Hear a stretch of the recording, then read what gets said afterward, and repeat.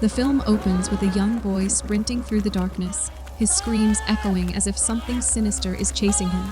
Desperate, he stumbles into a field and crawls inside a rusted pipe, gasping for air. And when he tries to call for help, his voice trembles, choked by pure terror. Suddenly, a horrifying entity peers into the pipe, but the moment he looks there, it vanishes upward. Trembling, he crawls deeper inside, but the entity seizes his head.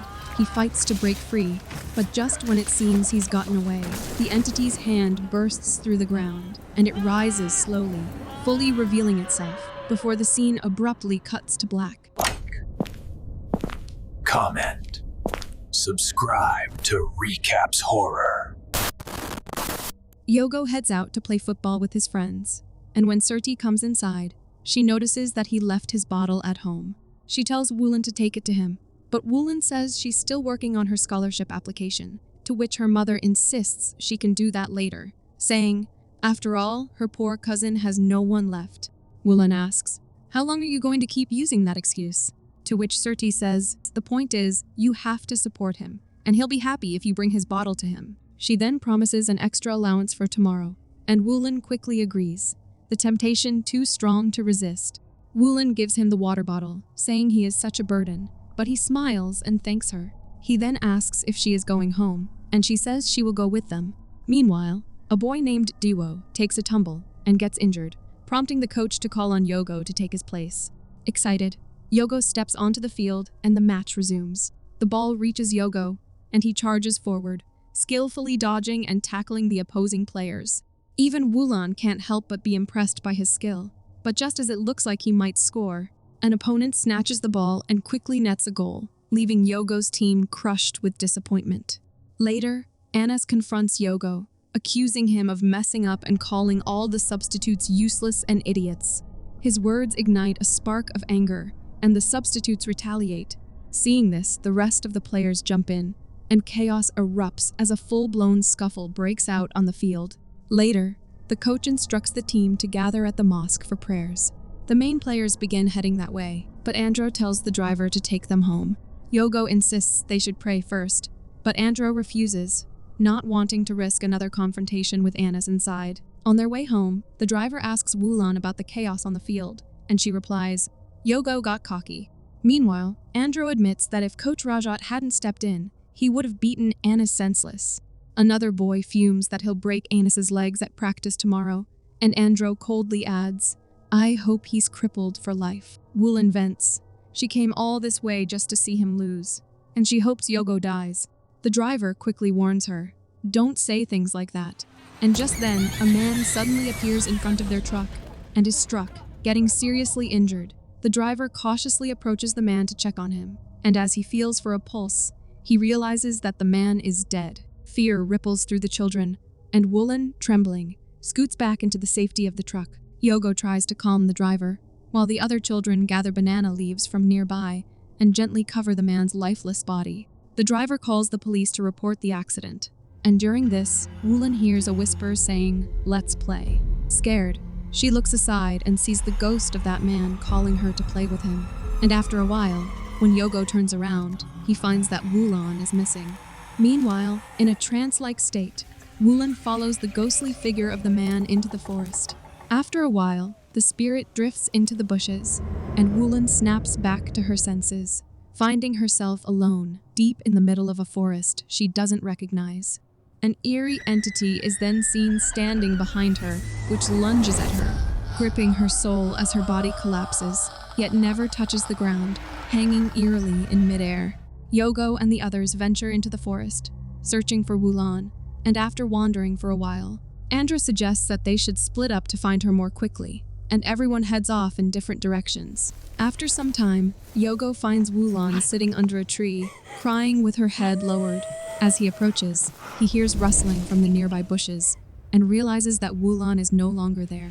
Confused, he cautiously steps closer to the tree, but someone rushes toward him from behind, and he turns to see Wulan standing behind him. But just then, the driver arrives, and Wulan collapses unconscious. Wulan is escorted home, and a police officer reassures Surti that Wulan is still in shock and should be allowed to rest for now. Meanwhile, Addy arrives at the site of the accident and learns that 8 children were in the truck that struck the man, and only 2 of them returned to their home, while the remaining 6 have vanished without a trace. Addy returns to his truck, holding a photo of the man. In a flashback, the man's parents approach Addy, explaining that it has been nearly 20 years since their son, Eudes, went missing. It happened at dusk while he was playing by the lake, and he never returned home. His father says he has given up hope, but Eudes' mother still believes he will come back one day. Addy gets a call from Ayu, and he tells her he's close to finding it. She asks what he will do once he does, noting he's been searching for years, and this is beyond their control. But he insists he will never find peace until he finds and stops it. Next, we see Yogo playing football with his friends, and he scores a goal. But when he turns around to celebrate, all his friends are standing still, their backs turned toward him. Their heads suddenly twist around unnaturally, and terrified, Yogo jolts awake, gasping for breath. He steps out to drink some water when he hears strange noises, a cat screaming, and faint whispers echoing in the dark. Curious, he cautiously approaches the door where the sound is coming from, and as he opens it, he's horrified to see Wulan sitting outside, slitting the throat of the dead cat. Frozen in shock, he watches as Wulan lifts the lifeless animal and glares at him, making him stumble back in terror. And when he peeks out again, she's gone. Confused and trembling, he gets up and shuts the door, only to find Wulan inside the house, clutching a knife, and before he can react, the lights flicker, and she charges towards him.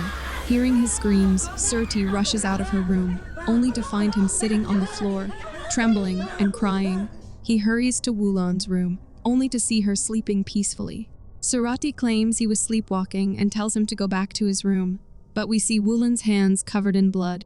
The next day at school, Anas confronts Yogo, saying that if Andro and the others don't want to compete, they shouldn't sabotage the team. He accuses them of deliberately getting the team disqualified and asks, "Where is Andro now?"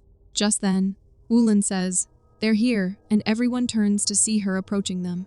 She calmly adds, "They'll pick them up later at dusk," and tells them, "Don't worry," before quietly walking away. Meanwhile, while searching for the missing children, the locals discover an area in the forest littered with countless cat carcasses. Back at school, the teacher suggests that, before starting today's lesson, they pray for the missing children. Everyone bows their heads in prayer, but after a while, Yogo glances at Wulan and notices that she is staring directly at him. Later, Dewo overhears Anton telling Anas that Dewo will definitely defend Yogo, and Anas responds that they should think carefully before involving Dewo. Dewo hides in a stall, while Anas washes her face outside, where he sees an entity in the mirror, which vanishes the moment he turns around. Confused, he turns back to continue washing his face, when Wulan suddenly enters the restroom and slips into one of the stalls.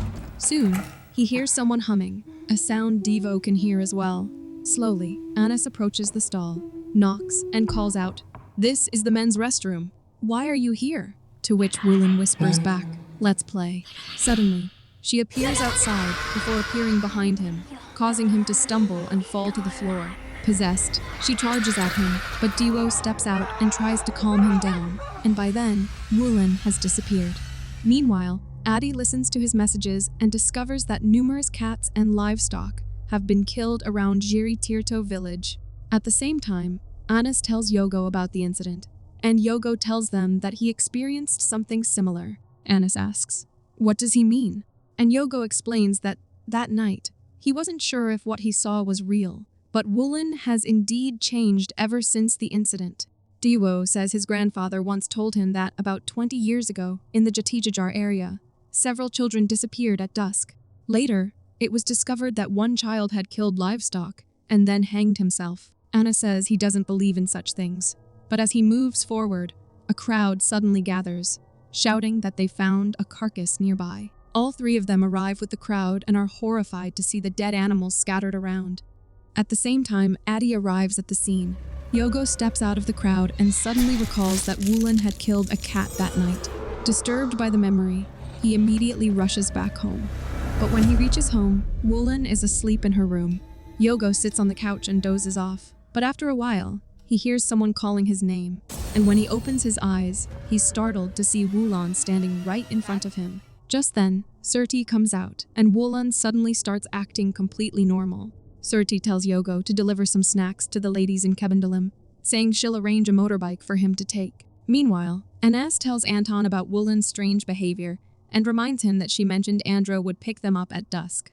Anton, however, doesn't believe any of it. He says he wants to finish his prayers first and adds that even if Andro comes, he's not afraid. After hanging up, Anton sees Andro in his house, and as Anton spins around, the missing kids are right behind him, who lunge at him. Just then, Anton's father comes out, calling his name, but Anton is nowhere to be found. Meanwhile, Anas calls Dewo, who is in the middle of praying, and Anas is unaware that the missing children are already inside his house. Suddenly, a noise startles Anas, and he turns toward it, but sees nothing. Cautiously, he begins to move in that direction, and just then, Dewo picks up the call. At that moment, the door to Anas's house creaks open, revealing Andro standing outside. Terrified, Anas screams Andro's name, which Dewo hears through the phone. Andro turns toward him and slowly begins to move toward him. Anas runs, shouting for help, but is quickly cornered by the other missing children. Surrounded on both sides, he watches in horror as the possessed kids close in. They all lunge at him at once, and Dewo hears Anas's terrified screams echo through the phone. Worried about Anas, Dewo sets out for his house, but on the way, he runs into Yogo and tells him that Anas had called, screaming that Andro was at his home. Alarmed, Yogo immediately joins him, and the two head toward Anas's place. But before they can reach it, they encounter the missing children on the road. Seeing their pale faces and lifeless eyes, both freeze in terror, and then they see Andro on a rooftop. Yogo calls out, asking what they want and where Anas is, but the children remain silent. Suddenly, Andro leaps off the roof, falling into a coop, and before they can react, he suddenly charges at them. But they manage to dodge his attack and run for their lives. Andro and the other children give chase, attacking anyone who crosses their path. Yogo and Dewo fight back just enough to escape, and finally reach the main road, where Addy arrives in his car and shouts for them to get in. They sprint toward the vehicle and jump inside, and just as Andro and the possessed children close in, Addy slams the accelerator and speeds away. Meanwhile, Anas is brought to a place where his friends lie sprawled on the ground, bruised and barely conscious. His breath quickens as Andro slowly approaches, and trembling, Anas stammers out an apology. But before he can finish, a haunting melody echoes through the air. Wulan appears, humming softly, her eyes empty and distant. Wulan glides closer to Anas, her movements unnervingly slow, as he begs for forgiveness. Then, without warning, a demonic entity comes out from behind her and begins to levitate in the air, sending Anas into a blood-curdling scream as terror consumes him. Meanwhile, Addy asks what they had been talking about before the accident, and Yogo explains that they were cursing Dewo's team because they were about to fight against them. Dewo asks if something is wrong, and Addy replies that the cause of everything is an evil entity known as Ummu Sibyan. They ask what that is, and Addy explains that it's a jinn that preys on children's souls and can possess human bodies. Dewo then asks how he knows all this, and Addy reveals that he's experienced it himself. He tells them that 20 years ago, his best friend fell victim to the same entity. It started when his friend cursed their teacher right at dusk, and soon after, horrific events began plaguing their village. Their teacher died mysteriously, and then his friend, Saman, started falling into trances, eventually killing his own brother, slaughtering livestock, and finally taking his own life. Addy says he himself almost became Ummu Sibyan's next host, but he survived thanks to his best friend's help and a bit of luck. Dewo asks where he lived back then, and Addy replies, Jatijajar. The next morning, Yogo wakes up in the same spot and gets a call from Surti. He starts telling her that something terrifying happened the previous night, but she says something that leaves him completely shocked. A little later, Addy brings them some food but finds Yogo and Dewo crying. Confused, he asks what's wrong, and Yogo tearfully tells him all their friends are dead. Later, as the children's bodies are being buried, Wulan is also present. Addy watches the scene from a distance, and as soon as he notices Wulan, he senses that something is terribly wrong. But before he can react, she vanishes from his sight. Suddenly, the entity possessing Wulan says it remembers him, his scent, his breath, calling him a special boy. It glares at him and asks, "What is he doing here?" saying if he intends to save them, it's too late, or does he want to surrender? Addy faces the entity and declares that he intends to kill it. He says he is not the old Addy and swears he will destroy it, questioning how it thinks he knows it is here. The entity replies coldly, "We shall see, because if you fail, I will kill them all and devour their souls right here." Then, it reveals its true, terrifying form, and without another word, it walks away and disappears. Addy returns to Yogo and Dewo and hands Yogo a bag, instructing him to place it on the front door, the back door, and Wulan's bedroom door. He tells them to make sure Wulan stays inside and cannot leave, after which he will come and try to drive the entity out of her. Yogo and Dewo arrive home and begin hanging the amulets exactly as Addy instructed. But as they work, they notice the others returning from the funeral. They quickly head to Wulan's room to hang the final amulet. But Surti enters the house and, relieved to see them safe, hugs them both while tears stream down her face.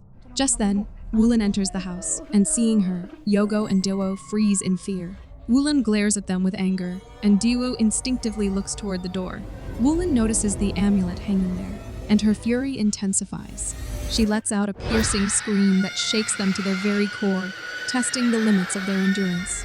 Just then, Addy arrives and approaches the house, placing his hand on Wulan's head while reciting prayers.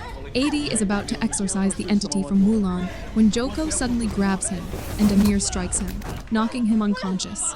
They restrain him as he struggles to explain that Ummu Sibyan is inside Wulan, but Wulan insists he be arrested, claiming that he has manipulated the children and intends to kidnap her. A flashback reveals that Wulan had already warned Hansip about Addy. She tells them that he had gained control over Yogo and Dewo, and the two men move to catch them. But in the chaos, Addy breaks free from Hansip's grasp and pushes Surti aside. He then confronts Ummu Sibyan, who threatens to kill him and everyone else. Joko and Amir return, and they manage to subdue him. Addy quickly tells Yogo and Dewo to run, and they immediately obey, fleeing from the house.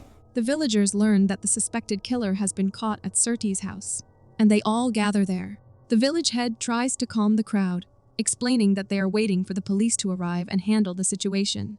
Inside, Addy tells Hansip that he is from Jatijajar and then asks if he is related to Amin. Hansip asks how he knows his father, to which Addy explains that Amin had helped him in the past, revealing that he was once a victim himself. Addy pleads that he only wants to protect Yogo, warning that the boys are in grave danger and could suffer the same fate as him. He insists the demon is inside Wulan, but Amir dismisses it as a trick, while a shaken Hansip runs outside to vomit. Meanwhile, Wulan's voice blares over the mosque loudspeakers. "Let's all play outside." Her words echo through the village, and everyone hears them.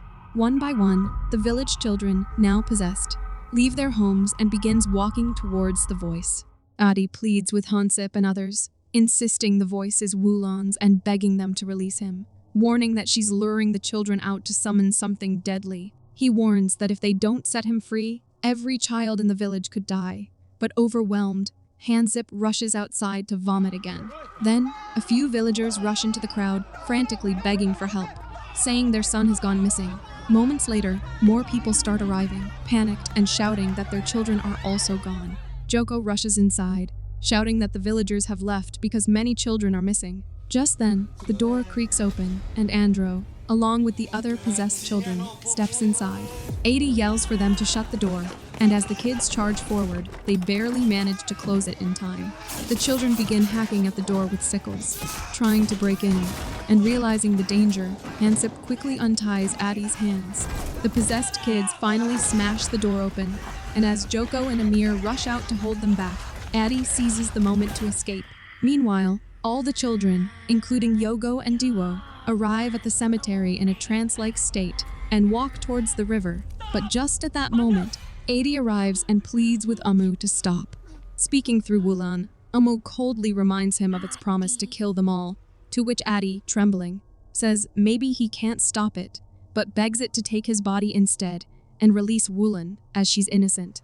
Ummu asks if he's truly willing to give up his soul, to which Addy collapses to his knees and says, "You don't know how much pain you've caused me, so I don't care anymore." He offers his soul, saying, "Do whatever you want with me." Ummu Sibyan glides toward Addy, and she finally releases Wulan's body, causing her to collapse to the ground. Ummu then steps closer to Addy, her hand reaching toward him, and, hesitant yet compelled, Addy takes it, and in an instant, a cold darkness surges through him. Possession takes hold, twisting his body, warping his voice, and searing his mind with terror. But deep inside, Addy's will refuses to surrender. He fights back with every ounce of strength, reciting prayers with a power. The possessed children scream in torment, their bodies convulsing as the force of his words tears through the evil controlling them. When the final words escape his lips, Addy says, "This ends now," and without a second thought, he hurls himself into the river. This shatters the possession like glass, and in a heartbeat, all the children collapse, freed from the entity's grasp. In the end, Ayu reads his letter, which says that if she is reading it, he is no longer in this world. He explains that, in his absence, the cursed creature will no longer harm anyone. Finally, he is free from the fear that has haunted him for years. He hopes she understands that this was the only way for him. Hey everyone, I just checked the analytics, and guess what? 71% of you who watch our videos haven't subscribed yet. If you're enjoying the horror recaps, make sure to hit that subscribe button and help us reach our next big goal. It only takes a second for you, but it means the world to us. Let's make it happen together.